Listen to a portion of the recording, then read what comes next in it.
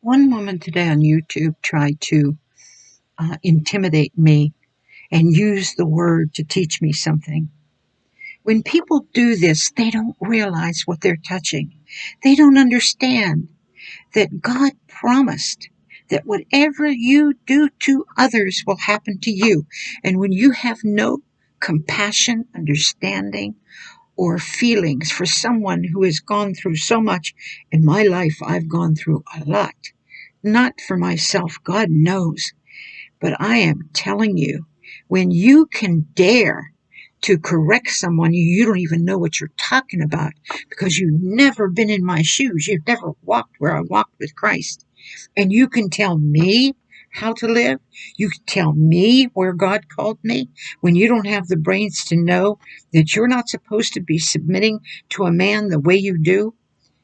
I, I've got a book coming and I can't wait to get it out. I can't wait to get it published and get it written because and finish it up because of how men have gotten women to such a place that they don't have any idea that they can have a full blown relationship with Jesus Christ without any man.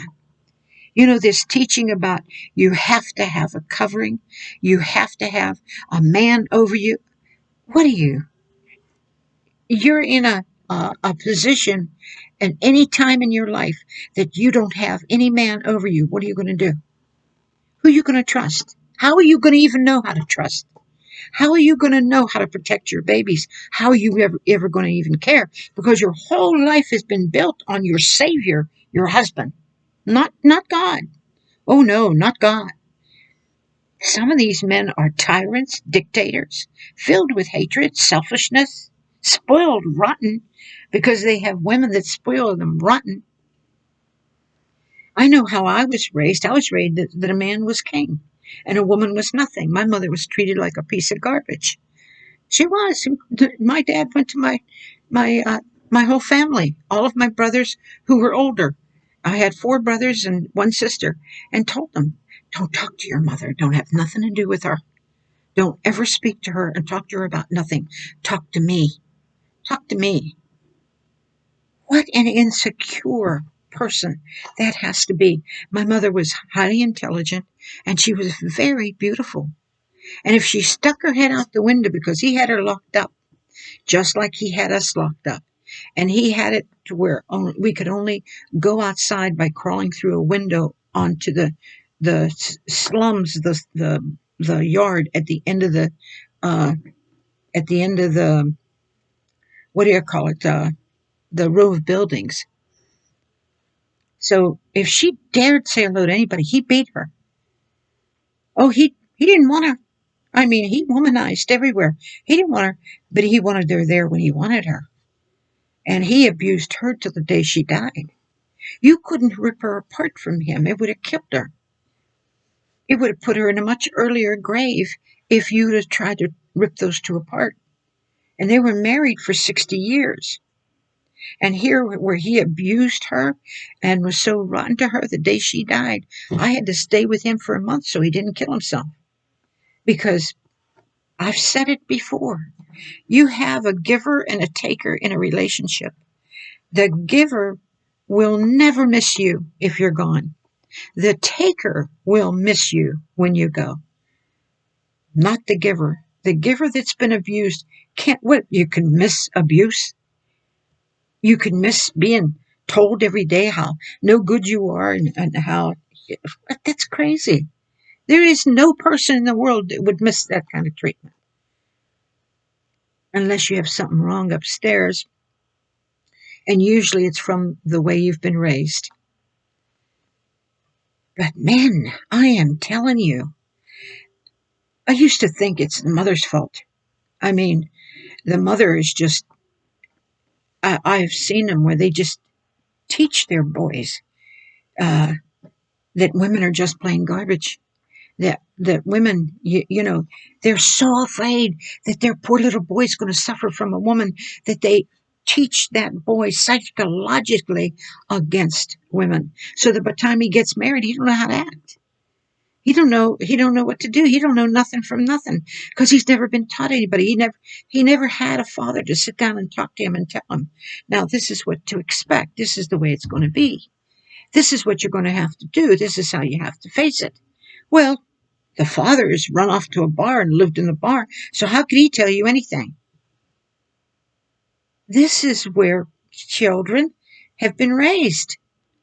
Mother and father don't care. I had them come to my door. Mother sold them into prostitution at the age of 9. At the age of 9 for cocaine.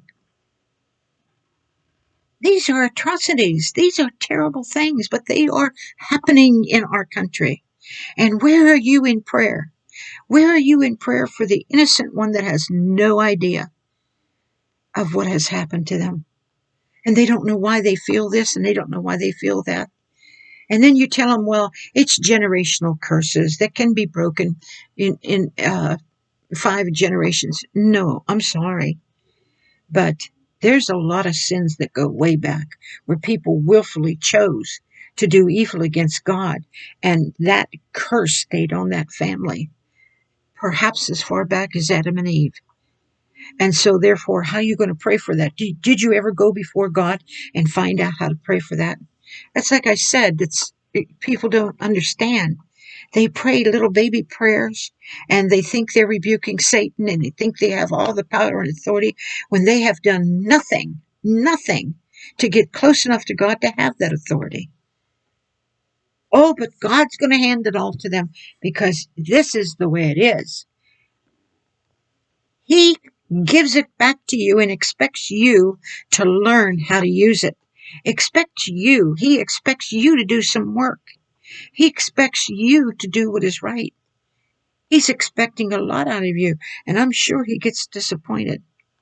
Oh, I'm sure he's been disappointed with me in the past because I'm not perfect. But he always looked beyond my faults and saw my needs. He always laid within me a love for him so great that I could not help myself but follow him in everything.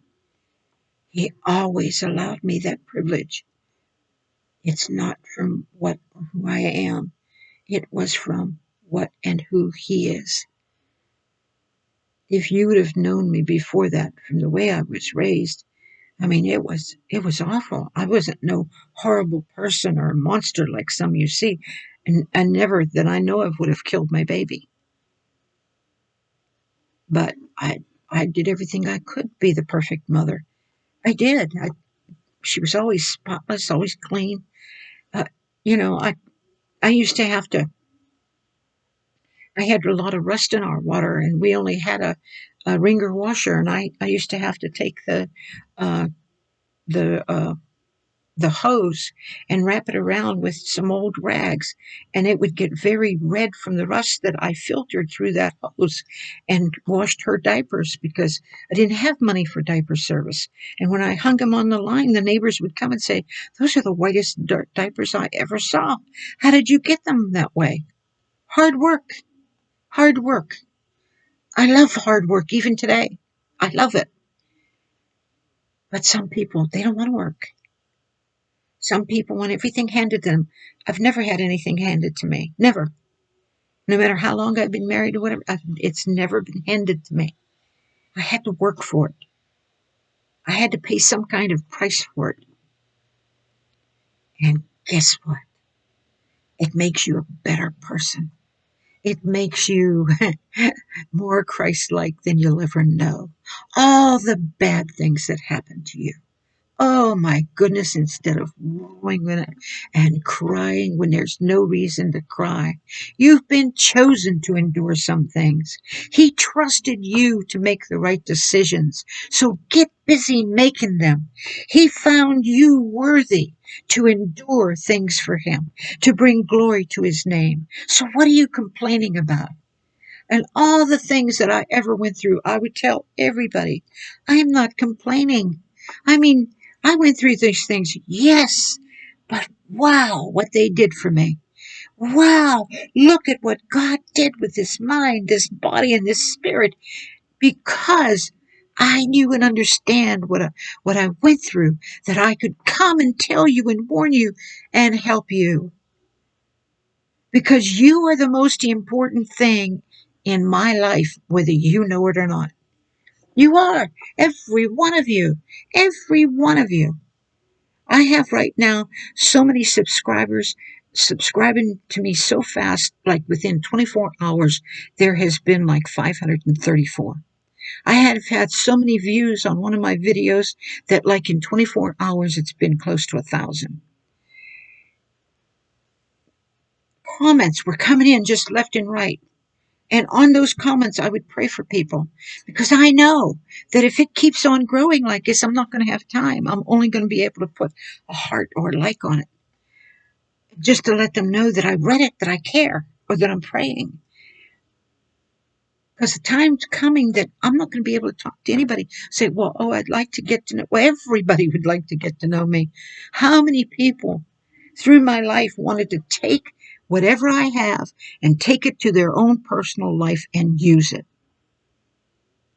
And they've tried. Many have tried, and they can't. I don't belong to them. And to come and tell me that the Word of God teaches that I shouldn't be preaching and teaching, I will say this to you. You didn't die for me. You didn't raise from the dead for me. You weren't there to hold my hand when I faced death and my spirit left my body. You weren't there then with the times in my life where I was so lonely and so filled with pain from somebody doing everything psychologically, mentally, emotionally to hurt me, that I curled up into a fetus position and laid there crying because I had no one for years and years and years. And you weren't there when the Lord just lifted that